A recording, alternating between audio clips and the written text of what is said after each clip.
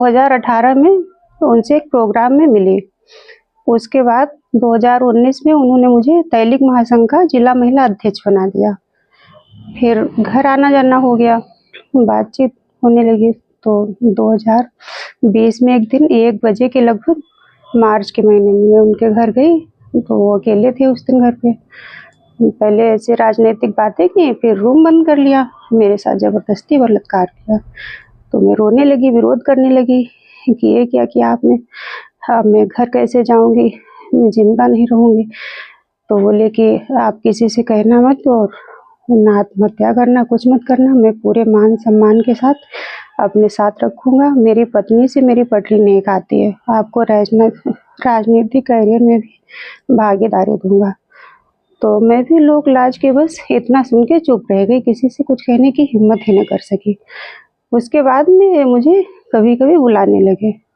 फिर बहुत बड़े-बड़े मुझसे वादे कर देते थे कि शादी करेंगे तुमसे, साथ में रखेंगे।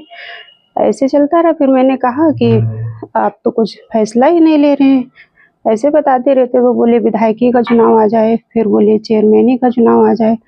उसके बाद कहा कि अब सांसद का चुनाव आ जाए। लेकिन जब सांसद बने, उसके बाद मुझे अगस्त में एक दिन घर बुलाया, 24 तारीख को।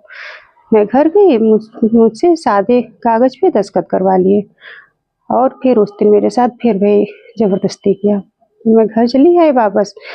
उसके 3-4 दिन के बाद अपना आदमी यहाँ भेजा हमारे घर पे, तो मुझसे कहने लगा कि सांसद जी कह रहे थे अब मैं बहुत पावर में आ गया हूँ और जैसे कहें वैसे ही आती रहें, वरना उनका घर और स्कूल तोड़वा दूँगा मैं।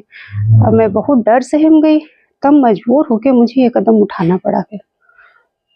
मैम 4 साल जैसे आपने बताया, तो इससे पहले कभी आपने शिकायत की थी क्या? शिकायत नहीं, इससे पहले एक बार मैंने इनसे अलग हुई मैं, इन्होंने मुझे बीच में धमका दिया। कहा कि जैसे आती थी आती रहो, मेरे पास क्लिप है तुम्हारी। फिर मैं डर गई, फिर जाने लगी।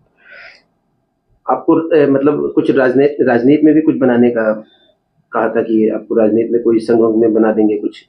जिला महिला अध्यक्ष तो बनाया ही था, फिर बोलते थे कि विधायक बन जाएंगे 2022 में, तो आपको अपने साथ में बढ़ाते रहेंगे।